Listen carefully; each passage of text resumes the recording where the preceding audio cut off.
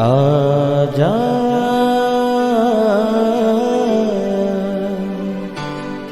प्रभु यीशु के दर आजा,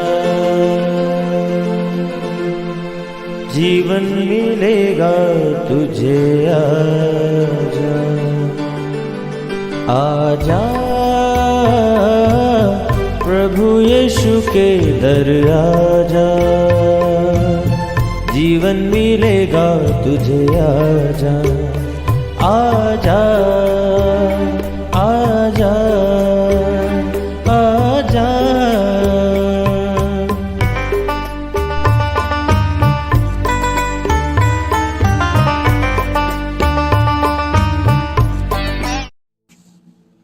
praise the lord everyone. मैं pastor Kulbhushan Johar, Asian church of Christ Vancouver BC से प्रोग्राम नई जिंदगी की ओर में आप सबका बहुत बहुत स्वागत करता हूं। मैं उम्मीद करता हूं आप सब लोग अच्छे होंगे, तंदुरुस्त होंगे और परमेश्वर के कलाम में बढ़ रहे होंगे। तो आइए हर बार की तरह हम परमेश्वर के कलाम में से देखने से पहले, परमेश्वर के वचन को सुनने से पहले, आइए हम अपने सरों को परमेश्वर के आगे झुकाएंगे, अपनी आंखों को बंद करेंगे। आइए हम प्रार्थना में जाएंगे। सर्वशक्तिमान परमेश्वर यीशु मसीह नासरी, हम आपका धन्यवाद करते हैं। आपने हमें ये मौका दिया हम आपकी हुजूरी में बैठ सके, आपके वचनों को सीख सकें, आपके कलाम को सुन सकें। महान परमेश्वर होने दे कि आज जब हम आपके वचन को पढ़ें, उसमें से सीखें, ये वचन हमारी ज़िंदगी को चेंज करें, हमारी हर एक ट्रबल से हमें छुड़ाएं और नई ज़िंदगी की ओर लेके जाएं। महान परमेश्वर, आपके वचन जो जीवित हैं वो हमारी ज़िंदगी में काम करें। इनके सुने जाने से हमारी ज़िंदगी सेम न रहे। परमेश्वर, पवित्र स्वर्गदूत हमें छुएं और आज़ाद करें हर ट्रबल से, हर उलझाने वाली स्पिरिट, हर डिस्टर्ब करने वाली आत्मा को यीशु मसीह के नाम से हम डांटते हैं और चले जाने का हुक्म देते हैं। यीशु मसीह के सामर्थी नाम से हम मांगते हैं। आमीन आमीन। आप भी बोल सकते हैं आमीन। आमीन का मतलब जो कुछ हमने मांगा प्रभु यीशु मसीह उसको एज इट इज रिलीज करे। और बीच में जब मैं हालेलुया वर्ड का इस्तेमाल करता हूँ तो शायद से कोई मेरा भाई बहन इस वर्ड का मतलब ना जानता हो, तो मैं आपको बताना चाहता हूँ। हालेलुया का मतलब है आसमान में प्रभु यीशु मसीह के नाम की स्तुति हो। Praise God. तो बीते हफ्ते में मैंने आपसे शेयर किया था परमेश्वर के कलाम में से कि अगर अपनी बुलाहट को आप पकड़ के रखते हैं, अपनी बुलाहट के ऊपर काम करते हैं, तो परमेश्वर आपकी उस बुलाहट में आपको बने रहने में और उस काम को पूरा करने में आपकी पूरी तरह से हेल्प करते हैं। मैंने आपको बताया था कि कैसे तकरीबन 10 साल पहले परमेश्वर हमें कनाडा में लेके आया और कैसे अजीब और अद्भुत रीति से परमेश्वर ने इस भवन को रजिस्टर्ड करवाया। मैंने आपको बताया मैं इंडिया से फार्मासिस्ट हूँ और मेरी वाइफ वहाँ पे PhD डॉक्टरेट वो कर रही थी, और कैसे एकदम से कुछ ही महीनों में एज ए परमानेंट रेजिडेंसी परमेश्वर यहाँ पे हमें लेके आया। और जब हम यहाँ पे आए तो हमें पता चला कि यहाँ पे लोग वैंकूवर में इस बात के लिए प्रार्थना कर रहे थे कि परमेश्वर किसी यंग पास्टर को यहाँ भेजे। हम लोग वॉलंटियरली काम कर रहे हैं बीते 10 सालों से, और परमेश्वर का अनुग्रह है जिस तरह से परमेश्वर ने अपने भवन को खड़ा किया। और हम कल यानी कि 24 ऑफ जुलाई को 8th एनिवर्सरी सेलिब्रेट करने जा रहे हैं। और मैंने जैसे पिछली बार भी आपको बताया था कि आप सबका स्वागत है। अगर आप हमें ज्वाइन करना चाहते हैं, आप 660 east 51st Avenue Vancouver BC में आ सकते हैं। दोपहर 1 बजे से लेके लगभग 3:30-4 बजे तक हम ये सर्विस को लेंगे। और अगर आप हमें ज्वाइन करना चाहते हैं, आप सिर्फ हमें कॉल करें आने से पहले 7788922250, ताकि हम आपकी जगह को हम जो है रजिस्टर्ड कर सकें। और मेरा फेथ है कि परमेश्वर आज के कलाम से आपसे बात करेंगे और आपकी लाइफ में हर वो स्ट्रगल जो आपको बहुत एक बड़ा टास्क लगती है, पहाड़ की तरह आपके सामने खड़ी है, इस वचन को सुनने के बाद आप उस ट्रबल में से आज़ाद होंगे। हालेलुया। तो आइए हम लोग देखते हैं परमेश्वर का कलाम। फिलिपियन की किताब उसका 4 अध्याय और उसकी 4 आयत से मैं आपके लिए पढ़ूंगा। यहाँ पे लिखा है, प्रभु में सदा आनंदित रहो, मैं फिर कहता हूँ आनंदित रहो, तुम्हारी कोमलता सब मनुष्यों पर प्रकट हो। प्रभु निकट है, किसी भी बात की चिंता मत करो, परंतु हर एक बात में तुम्हारे निवेदन, प्रार्थना और विनती के द्वारा धन्यवाद के साथ परमेश्वर के सम्मुख उपस्थित किए जाएं। तब परमेश्वर की शांति, जो सारी समझ से परे है, तुम्हारे हृदय और तुम्हारे विचारों को मसीह यीशु में सुरक्षित रखेगी। आमीन। ये वचन परमेश्वर के दास पौलुस ने फिलिपिन की कलीसिया को लिखा। पौलुस यहाँ पे एक बात को बता रहे हैं कि सदा आनंदित रहो। मैं फिर कहता हूं, प्रभु में सदा आनंदित रहो। अगर ये बात को हम वर्ल्डली तरीके से सोचें तो हम क्या हमेशा आनंदित, हमेशा जॉयफुल रह सकते हैं? वर्ल्डली तरीके से ये पॉसिबल नहीं। क्यों? क्योंकि सिचुएशंस चेंज होती रहती हैं। जब सिचुएशन हमारे साथ है तो हम खुश होते हैं, हम जॉय में रहते हैं, पर जैसे ही सिचुएशन हमारे अगेंस्ट चली जाती है हम सैडनेस में चले जाते हैं। पर क्यों यहाँ पर संत पौलुस इस बात को बोल रहे हैं कि प्रभु में सदा आनंदित रहो? मैं फिर कहता हूँ, सदा आनंदित रहो, तुम्हारी कोमलता सब मनुष्यों पर प्रकट हो, प्रभु निकट है। संत पौलुस इस बात को बोलते हैं, इस बात को बता रहे हैं कि जैसे कि उन्होंने कहा, हम परमेश्वर की, हम यीशु मसीह की चलती फिरती पत्रियां हैं, हम बाइबल हैं। लोग बाइबल को नहीं पढ़ेंगे, वो आपको और मुझे पढ़ेंगे। वो आपको देखेंगे, मुझे देखेंगे, वो बाइबल को बाद में देखेंगे। अगर हमारी लाइफ स्टाइल से अगर प्रभु यीशु मसीह नजर आते हैं, देन ओनली, सिर्फ तब ही हम ये बोल सकते हैं कि हम क्रिश्चियन हैं।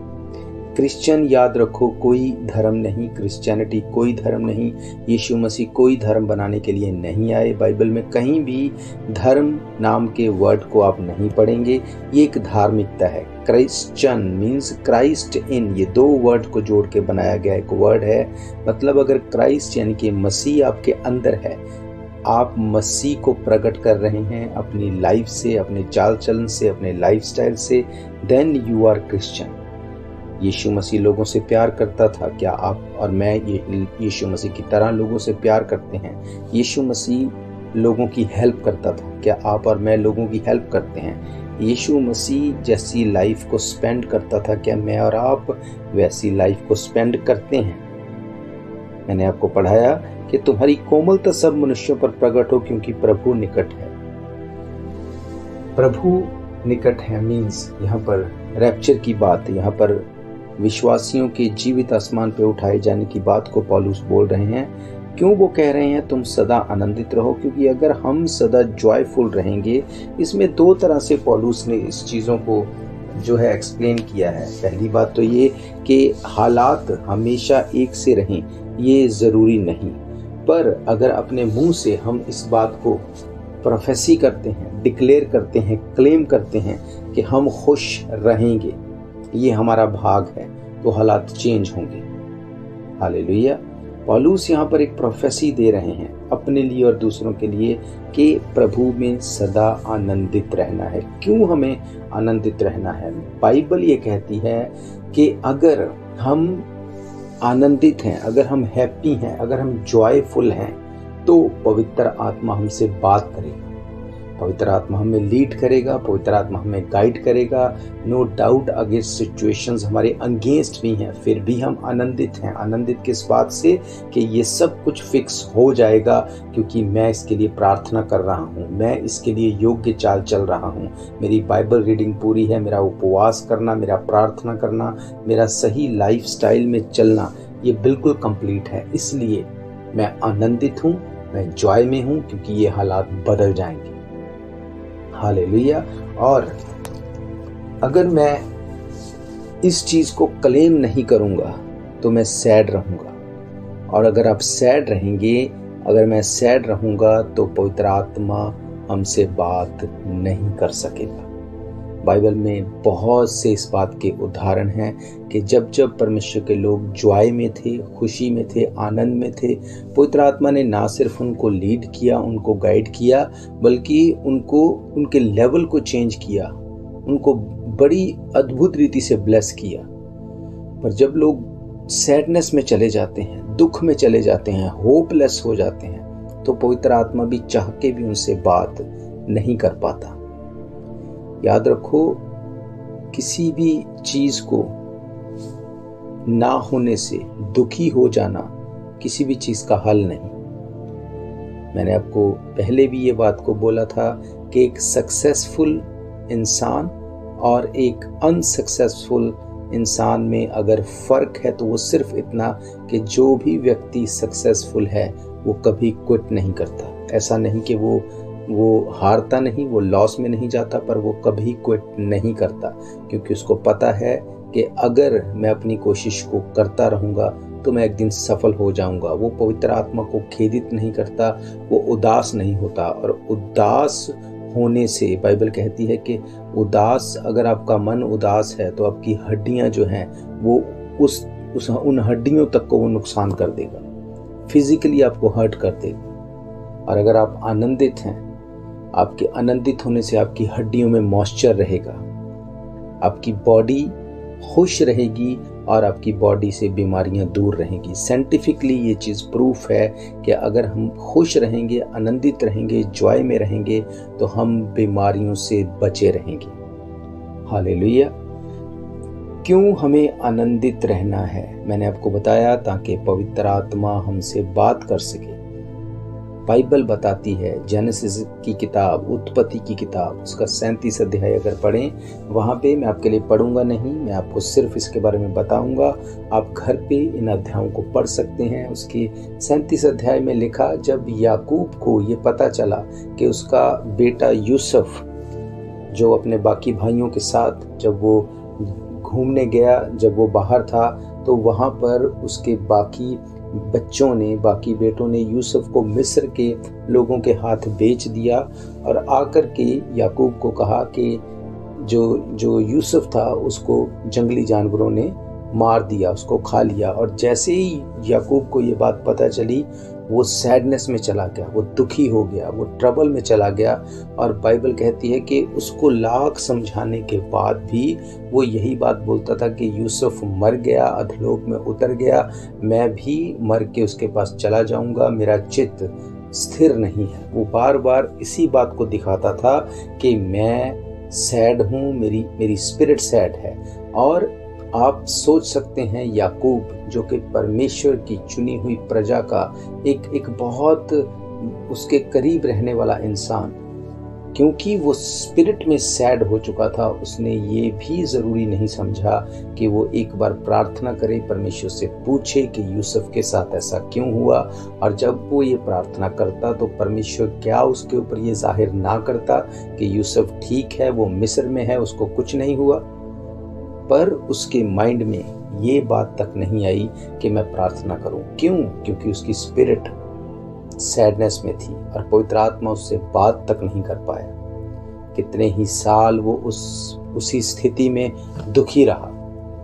और जैसे ही बाइबल बताती है, 45 चैप्टर में आप पढ़ेंगे, जब उसके बेटे मिस्र देश में गए, जब इज़राइल में, जब जहाँ यहाँ पे याकूब रहता था, जब वहाँ पे अकाल पड़ गया, वो मिस्र देश में अन्न लेने के लिए गए, गेहूं लेने के लिए गए। जब गए तो वहाँ पे उन्होंने यूसुफ को देखा और यूसुफ वहाँ का प्रधानमंत्री बन चुका था। और जैसे वो वापस आया, वापस आने के बाद उन्होंने आके याकूब को बताया कि यूसुफ जीवित है।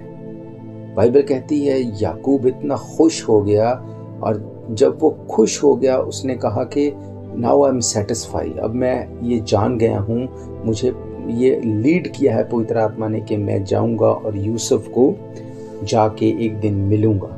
और वो मिला उससे, और पवित्र आत्मा ने उससे बात करना शुरू की। यूसुफ अपने बच्चों को, मनश्शे और एफ्रेम को जब अपने बाप याकूब के पास लेके आया आशीर्वाद देने के लिए, तो बाइबल कहती है याकूब के पास वो अपने बच्चों को, बड़े को राइट हैंड साइड और छोटे को लेफ्ट हैंड साइड, वो सामने लेके जाके याकूब के पास लेके गया। क्यों? उसको था कि याकूब अपना राइट हैंड रखेगा बड़े के ऊपर और लेफ्ट रखेगा छोटे के ऊपर, ताकि बड़े को ज्यादा ब्लेसिंग्स मिले। पर याकूब ने ऐसा नहीं किया। क्यों? क्योंकि पवित्र आत्मा उसको लीड कर रहा था। वो छोटे बेटे को बड़े से ज्यादा ब्लेस देख रहा था।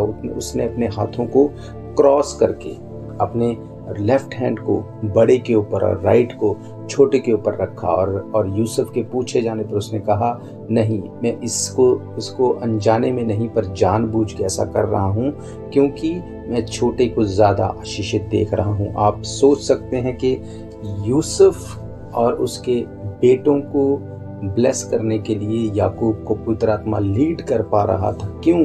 क्योंकि अब याकूब का जो उसका लीडर था वो पवित्र आत्मा था। क्यों? क्योंकि उसको अब कोई भी दुख महसूस नहीं हो रहा था। वो आनंदित था, वो जॉय में था। यही बात पौलुस ने कही, प्रभु में सदा आनंदित रहो। अब्राहम के बारे में हम जानते हैं।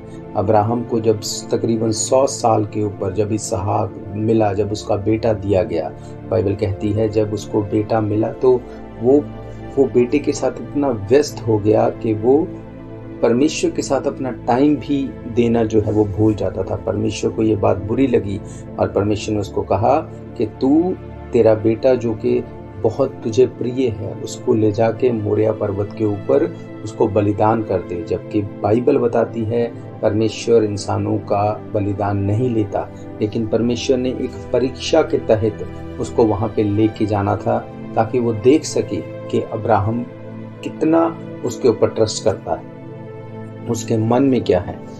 जब अब्राहम को ये बात बोली गई, अब्राहम आनंदित था, दुखी नहीं था। इब्रानियों की किताब कहती है अब्राहम ये बात जानता था कि अगर उसका बेटा मर भी गया तो भी परमेश्वर उसको फिर से जीवित करने में सामर्थ्य है। बाइबल कहती है वो अपने दासों को अपने साथ ले गया, एक गधे के ऊपर लकड़ियों को लाद कर, और अपने बेटे को जब वो मोरिया पर्वत की तरफ जा रहा था तो वो इस बात को जानता था कि मैं वहां पे जाके क्या करूंगा, कैसे मुझे इसहाक को वहां पे बलिदान देना होगा। पर उसके बावजूद वो मन में दुखी नहीं था, परमेश्वर के साथ वो पूरा ट्यून अप था। जैसे ही वो पर्वत के पास पहुंचे, उसने अपने दासों को कहा, तुम लोग यहीं ठहरो, मैं और इसहाक जाकर उस पर्वत पर परमेश्वर की आराधना करके वापस आएंगे। जब वो ये कह रहा था वो दुखी नहीं था, पवित्र आत्मा उससे ये कहलवा रहा था। क्यों? क्योंकि वो आनंदित था।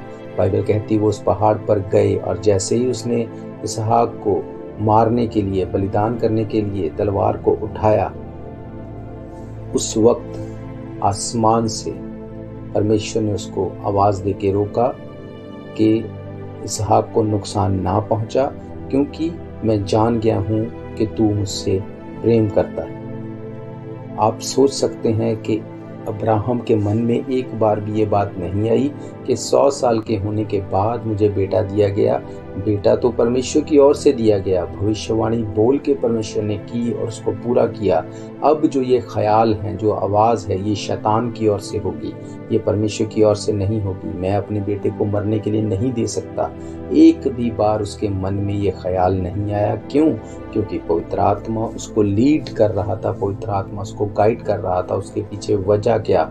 सिर्फ ये कि अब्राहम परमेश्वर के साथ आनंदित था।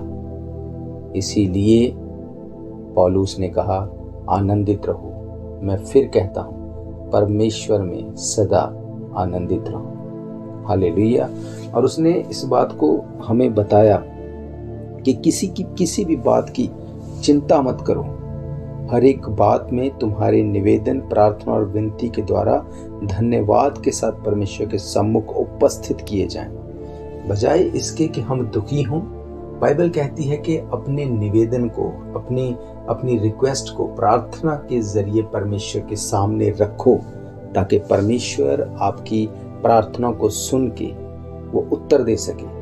कई बार अपनी ट्रबल में, अपनी चिंता में हम इतने ज़्यादा डीप चले जाते हैं कि हम प्रार्थना करना भी भूल जाते हैं, जैसे याकूब भूल गया। हम भूल जाते हैं कि हमारा परमेश्वर हमारी प्रार्थना को सुन सकता है। अगर हम कितने भी ज़्यादा बीमार, उदास, कितने भी गरीब अमीर क्यों ना हों, अगर कोई हमें आवाज़ दे तो हम सुन के रिस्पॉन्स करते हैं। क्यों? क्योंकि हमारे कान हमें इस बात का सिग्नल देते हैं कि कोई आवाज़ हमें दी गई। उसी तरह से परमेश्वर ने, जिसने हमारे कान बनाए, उसके कान हैं इसलिए उसने हमारे बनाए, बाइबल ये कहती है। तो हम किसी भी सिचुएशन में हों, जब हम उसको पुकारेंगे वो हमारी प्रार्थना को सुनेगा।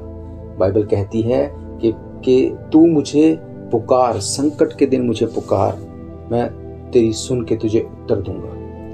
बाइबल कहती तू मुझसे प्रार्थना कर, मैं तुझे गूढ़ और मुश्किल बातों को समझने के लिए बुद्धि दूंगा। इसका मतलब परमेश्वर हमारी प्रार्थना को सुन सकता है, वो उत्तर भी दे सकता है।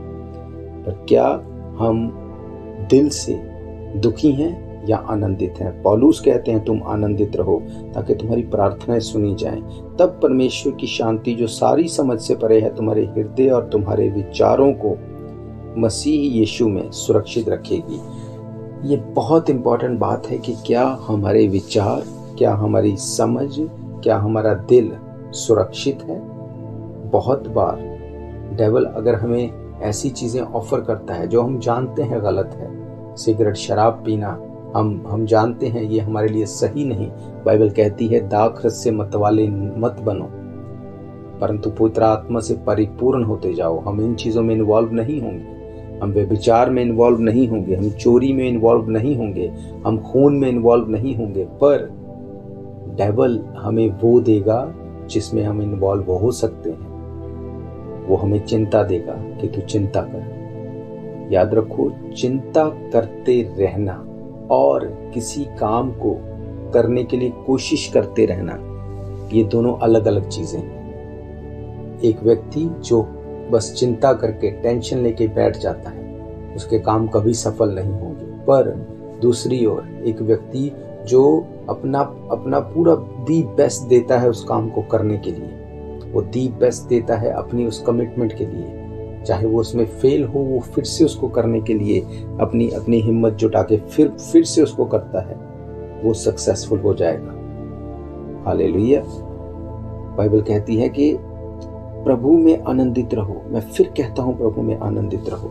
मैंने आपको बताया कि जब हम यहाँ पे आए उस वक्त मुझे इरिटेशन होती थी कि कैसे मैं इस भवन को यहाँ पे रजिस्टर करवा सकूँगा। मुझे ये चिंता नहीं थी कि ये होगा नहीं। अगर मुझे ये चिंता होती तो मैं बैठ जाता कि मैं इतने लोगों के पास जाके मिला, किसी ने रास्ता नहीं बताया, everybody said it's very tough. अगर मैं चिंता करता तो मैं बैठ जाता और छोड़ देता, और परमेश्वर की भविष्यवाणियां अपने आप पूरी नहीं होती। पर मैंने आपको बताया था लास्ट वीक कि कैसे मैं लगातार उसके लिए कोशिश करता रहा। और एक रात जब मैं और मेरी वाइफ हम प्रार्थना करके सोए तो परमेश्वर ने एक नंबर मुझे दिया 7797, और उस नंबर को मैंने ढूंढना शुरू किया 49th एवेन्यू से, 49th इनवर्नस, और इनवर्नस कनाडा भी बन गया, पर वो नंबर मुझे नहीं मिला।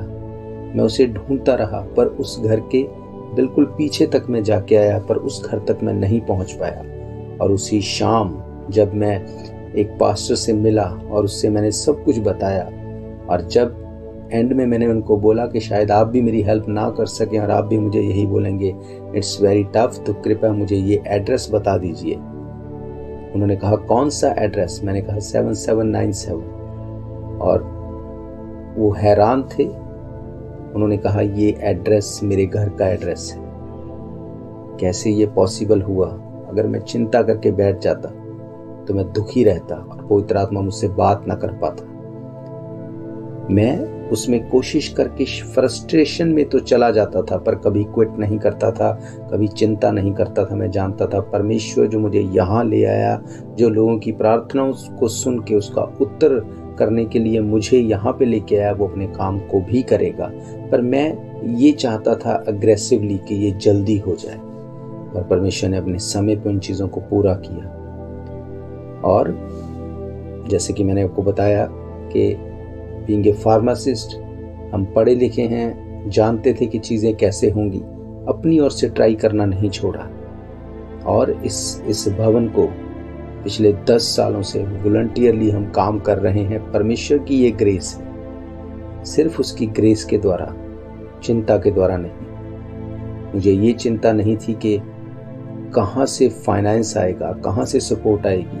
आज तक अब भी अगर आप इस प्रीचिंग को सुन रहे हैं, मैं आज भी इस बात की चिंता नहीं रखता कि एक्सपेंस कहाँ से पे होंगे, क्योंकि मैं जानता हूँ ये परमेश्वर का काम है और परमेश्वर अपने काम को करना जानता है। हम जो कर सकते हैं हम वो करेंगे, फिर वो करेगा जो हम सोच भी नहीं सकते। हालेलुया। पौलुस ये बात को बोल के हमें एनकरेज कर रहा है कि भविष्यवाणी करो अपने मुंह को खोल के कि चिंता नहीं करनी। Do not worry. बाइबल कहती है, यीशु मसीह ने कहा, तुम चिंता करके अपने सिर का एक भी बाल सफेद से काला नहीं कर सकते। अगर तुम इतना नहीं कर सकते तो तुम और चीजों की चिंता करके क्या करोगे। हालेलुया। पर आज डेविल का यही एक हथियार है कि वो हमें चिंता ऑफर करता है और हम जल्दी से उसको ले लेते हैं, और चिंता में रह के हम अपनी स्पिरिट को हम सैडनेस में ले जाते हैं और पवित्र आत्मा हमसे बात नहीं कर पाता। यही वो चाहता है और यही हम उसको पूरा करके दे देते हैं, which is not right. Hallelujah. मेरा विश्वास है आप आज इन वचनों को समझे होंगे, आप इन वचनों के साथ ब्लेस्ड होंगे। आज के बाद आप चिंता नहीं करेंगे, परंतु आपके निवेदन, आपकी विनतियां प्रार्थना के साथ परमेश्वर के सामने आप लेके जाएंगे और परमेश्वर आपकी प्रार्थना को सुनेंगे और उत्तर देंगे और आपको आजाद करेंगे। हालेलुया। तो मैं आप सबका धन्यवाद करता हूँ, आपने अपना कीमती समय निकाला। आइए हम सब अपने सरों को झुकाएंगे, अपनी आंखों को बंद करेंगे। आइए हम प्रार्थना में जाएंगे। सर्वशक्तिमान परमेश्वर यीशु मसीह नासरी, हम आपका धन्यवाद करते हैं, आपने ये मौका हमें दिया, हम आपके वचनों में से सीख सकें। पिता परमेश्वर, जैसे आपके वचन से हमने सीखा कि प्रभु में सदा आनंदित रहो, मैं फिर कहता हूँ प्रभु में सदा आनंदित रहो। और खुदाबंद, आपके वचन में से हमने सीखा कि किसी भी बात की चिंता मत करो, परंतु हर एक बात में तुम्हारे निवेदन, प्रार्थना और विनती के द्वारा धन्यवाद के साथ परमेश्वर के सम्मुख उपस्थित किए जाएं। महान परमेश्वर, आज मैं प्रार्थना करता हूँ मेरे सुनने वाले हर एक लिसनर के ऊपर आप इनकी सब चिंताओं को खत्म करें खुदावंद, इनको दिल में पीस दें, शांति दें, आनंद दें, ताकि ये अपने ट्रबल से निकलने पाए। पिता परमेश्वर, हर एक डेविल की वो खुदावंद, वो उसकी चाल जो इनको टेंशन में लेके जाती है ताकि आपकी आवाज़ को ना सुन सकें, हम उनको कैंसिल करते हैं, तोड़ते हैं, तेरे लोगों को आज़ाद करते हैं। हर बीमार को चंगा होने के लिए यीशु मसीह के नाम से मांगते हैं, हर ट्रबल को ख़त्म होने के लिए यीशु मसीह के नाम से मांगते हैं। आप हमारी इस विनती को सुने और ग्रहण करें। यीशु मसीह के सामर्थी नाम से हम मांगते हैं, आमीन। आमीन। आप भी बोल सकते हैं आमीन। हालेलुया। तो अगर आपका कोई भी प्रेयर रिक्वेस्ट है, कोई भी क्वेश्चन है, तो आप हमें ज़रूर संपर्क करें। नंबर आप जानते हैं 7788922250।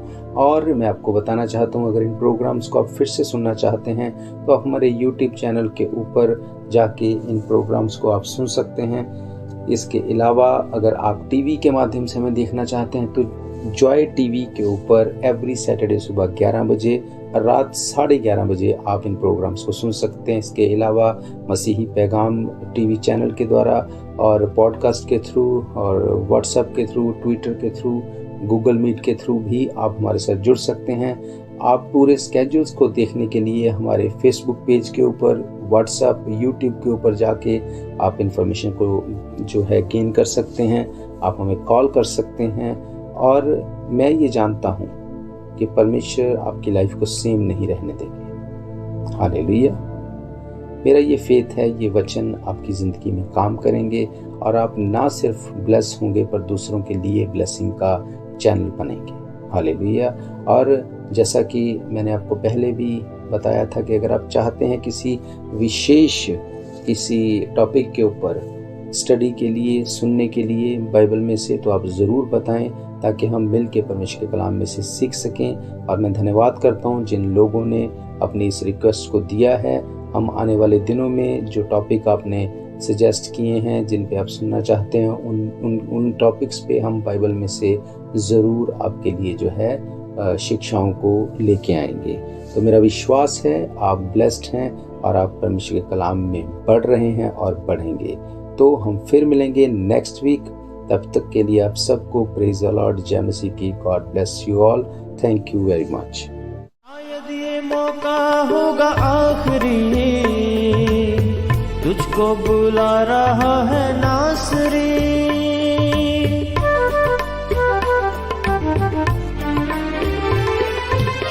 शायद ये मौका होगा आखिरी,